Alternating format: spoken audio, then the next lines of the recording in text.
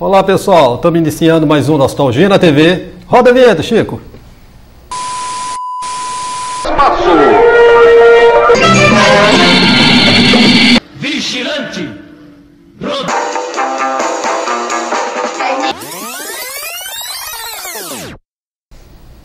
Pessoal, hoje nós vamos falar de um herói esquecido, um herói que hoje não se ouve mais falar. Infelizmente, esse herói não é mais lembrado. Hoje o pessoal que lembra dele, o pessoal da década que tem na faixa de 60, 70 anos, o nome dele é o Capitão 7, o primeiro herói brasileiro, certo? Foi produzido em 1954. Por quê? Porque na época, nos anos 50, Capitão América, Flash Gordon, já eram personagens famosos no Brasil. Então, Rubens Biafora, que era um crítico de cinema muito conceituado, ele teve a ideia de produzir um herói nacional. Mesmo com o recurso, já que a televisão estava apenas começando, dispunha de poucos recursos, ou quase nenhum recurso, ele pôs a mão à obra, a coragem, e contactou a Maio Miranda para fazer os roteiros. Então, ele decidiu que iria fazer. Ele teve essa ideia, não teve medo de fazer.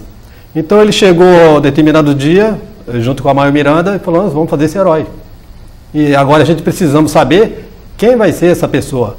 E foram contactados, fizeram um teste, 150 atores na época, né? Inclusive o Hélio Souto, que era muito conceituado, mas o escolhido foi Aires Campos, que era um lutador de boxe, né? Foi campeão mineiro.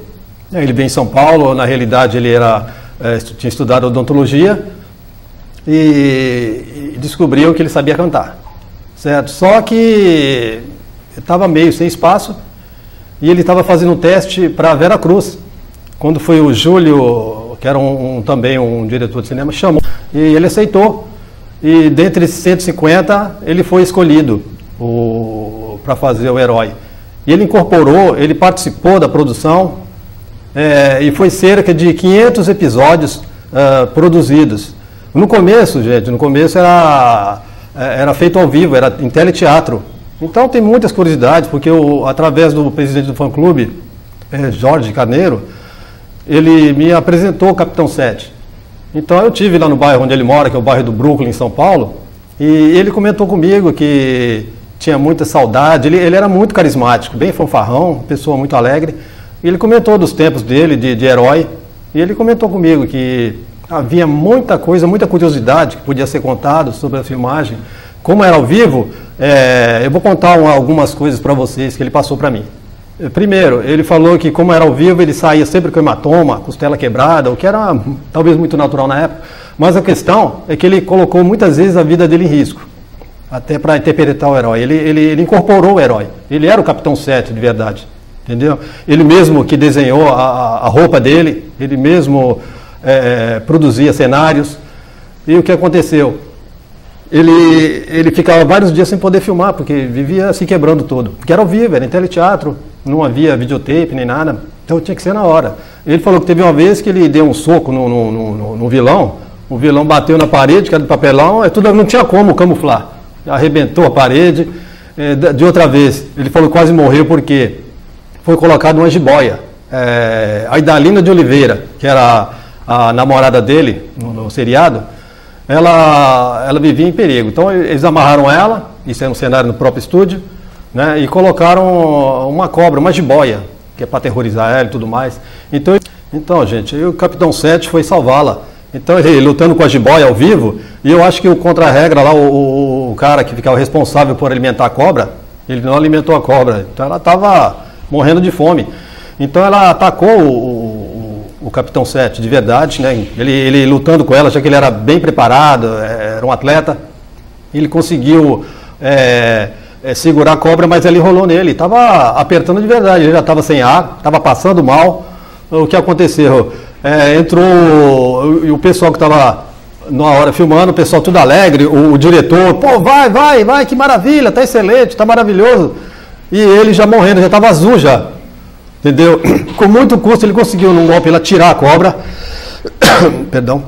Ele conseguiu tirar a cobra, né, com muito custo, e logo depois ele desmaiou, porque ele estava exaurido já, ela quase enforcou ele, deixou ele quase sem ar, passou mal, mas ele se safou ainda dessa. Teve a outra que ele pulou de um avião, na faixa de, acredito que uns 30 metros mais ou menos, ele tinha que pular num pântano para poder adentrar uma ilha que tinha mafiosos lá, e ele tinha que entrar. Então ele pulou do avião e ele atolou até o queixo, né? Teve que chamar bombeiro para poder tirar ele.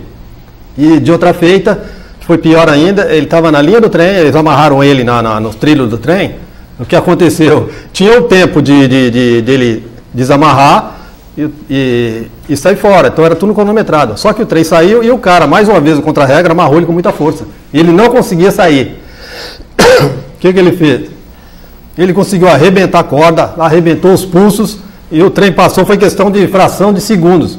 Tá, é para você ver como é que funcionava a coisa nesse tempo daí, certo? E a Idalina tinha um problema, que ela, durante o intervalo do programa, ela fazia propaganda de eletrodomésticos. Então ela não podia assanhar o cabelo, tinha que estar intacta, né? Ela terminava a filmagem, iria para outro estúdio para poder fazer propaganda de eletrodomésticos. E não podia ter um fio desalinhado. Então era muito laque para poder manter aquilo bem fixo mesmo, sem passar vergonha, no caso. E tinha que trocar de roupa na hora. Então era bem... Inclusive, Capitão 7 foi um sucesso enorme. Tá? Era uma mistura de Flash Gordon com Super-Homem. Só que por causa desse sucesso, a criançada isso em uma época que não tinha internet, não tinha nada, isso era de boca em boca, dos televizinhos, porque haviam poucos televisores nessa época, certo? E o pessoal fechava a Record, a criançada não dava sossego. Então o que aconteceu? O sucesso foi tanto, uns 4 anos depois, eles formaram o quê? Fundaram um clube, era o Clube do Capitão 7. Você juntava 5 tampinhas do Leite Vigor, que começou a patrocinar o seriado, né, gente? Precisava de um patrocinador, porque estava se tornando já caro, muito conhecido. E as crianças tinham que juntar 5 tampinhas do Leite Vigor e era levado até a sede social, no caso da Record, por carta, ou colocava, geralmente eles tinham contato com farmácias, né, um contrato que eles faziam, e eles levavam até lá. Então... E o Aires Campos fazia questão, no final do mês, de entregar a carteirinha de sócio do clube do Capitão 7 a cada criança. E ele passava bons preceitos, entendeu? Ele colocava para as crianças que tinham que se alimentar bem, ser bons filhos, bons alunos, dormir cedo, ou seja, somente bons preceitos, né? O que é difícil de se ver hoje nos programas de televisão. O programa durou... foi 500 episódios, de 1954 até 1966, ou seja, foram 12 anos. O Hulk, para vocês terem ideia, que fez um sucesso, até já comentei no programa, ele teve 80 episódios, né? 80 episódios. E o Aires Campos, no caso o Capitão 7, foram 12 anos, 500 episódios. Não é fácil para você manter isso daí. O sucesso, até os anos, entre o 54 e o começo... Nos anos 50 e começo dos anos 60, não tinha para ninguém, entendeu? Só que depois surgiu o Vigilante Rodoviário, acho que os programas modernos, ele acabou perdendo, né, a audiência e acabaram caçando o brevet dele em 1966, no caso do Capitão 7. Só que em 59, o sucesso era tanto que foi lançado o gibi. Foram 54 números do gibi do Capitão 7, inclusive tem aqui o número 1, né, que até também é variado, mas aqui vocês podem ver o pôster.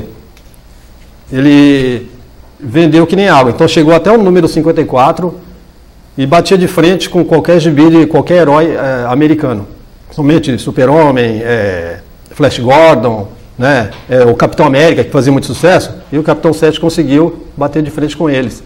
Ele fundou também a loja de uniformes, né? Seria Capitão 7 Indústria Limitada. E então ele conseguia patente para fabricar do Super-Homem, Homem-Aranha, Capitão América, e lógico do Capitão 7. O Capitão 7 vendia tanto quanto esses heróis da Marvel, da Comics, entendida por Comics, então, da DC. Ele batia de frente com todos. Infelizmente, né, em 67 foi o último número e findou-se os gibis, que hoje é item de coleção. Você ainda consegue comprar alguma coisa ainda na internet, certo? E o gibi é muito interessante, porque o número do Capitão 7, como surgiu o Capitão 7. E como é uma mistura de Lanterna Verde com Super-Homem, vocês vão poder observar. O que acontece, gente? Uma nave espacial, ela veio até o planeta Terra e ela acho que bateu no asteroide. Ela estava variada e o extraterrestre que estava dentro acabou também sentindo. Então chegou numa fazenda onde morava um senhor de idade, sua esposa e o filho, que o nome dele era Carlos também, meu xará. Então o que aconteceu? Esse homem, ele escondeu a espaçonave porque não estava ainda preparado, né, o mundo não estava preparado para esse tipo de coisa, para essa situação.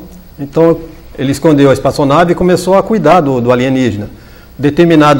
Quando ele se recuperou, em agradecimento, ele pediu para levar o menino, né, o filho deles, para o planeta dele, e prometendo que traria de volta quando ele estivesse preparado, porque ela é um planeta super desenvolvido, bem superior no caso, a nossa civilização, que é primária para eles. Então ele levou o menino. É incrível que o pai e a mãe aceitou. Não, pode levar, pode levar. E depois, que uns 20 anos mais ou menos, ele retornou com o menino Carlos, né? Os pais ficaram surpresos, tá um menino bonito, saudável. Inclusive, o Ariscando pediu que desenhasse mais bonito do que ele era, né? Então ficou muito, muito legal. É um gibi muito bem feito. Então, continuando. Ele estava com os pais dele, estava trabalhando na fazenda, e ele viu que um touro ficava olhando esquisito o pai dele, saiu a patacar o pai dele. Ele conseguiu um empurrão, ele derrubou o touro. O touro ficou longe. Né? Então o pai dele, nossa, você está diferente. Né? Ele notou. E, inclusive, tinha um fazendeiro rico que queria dominar a fazenda dele, queria expulsar ele de lá. Então ele juntou um caminhão cheio de capanga e mandou para lá, para expulsá-los. Só que ele não contava que o Carlos estava lá. Então ele detonou todo mundo, jogou tudo no caminhão e mandou de volta. Então, conversando com o pai deles, ele falou, você tem que ir para a cidade, porque se você tem esse poder, não é de graça, é para você poder ajudar as pessoas. Então ele foi para a cidade e ele entrou na faculdade, né, de Química. Ele sabia tudo, mas ele precisava de camuflar.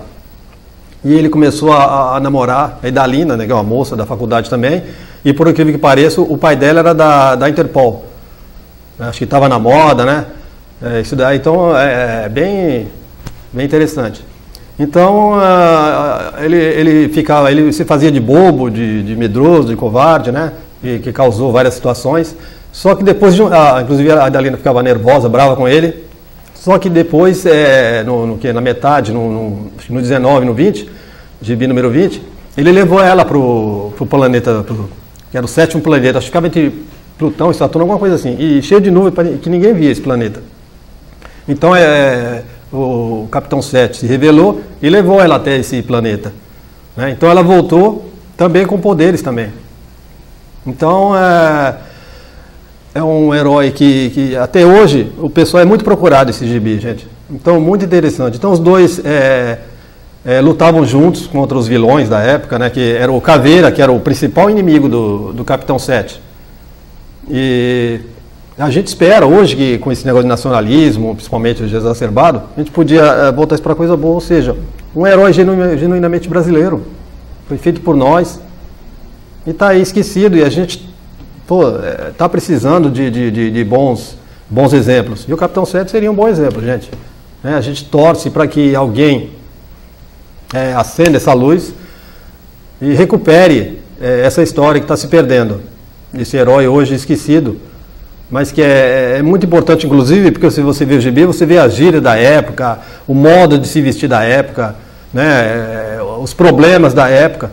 Então é muito interessante e seria uma boa se a gente conseguisse trazer de novo, né, alguém tivesse coragem e vontade de investir Ele tem os direitos, já que faleceu em 2013, infelizmente, seu Aires Campos, que era o herói, e a família dele detém os direitos. Então seria o caso de procurar a família e tentar resgatar essa história, que seria maravilhoso. Ô, gente, só para lembrar, antes que eu esqueça, o pessoal comenta muito, por que Capitão 7?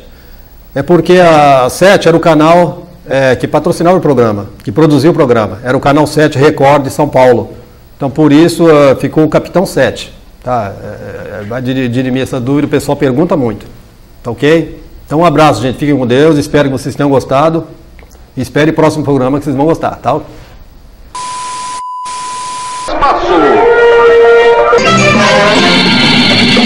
Vigilante!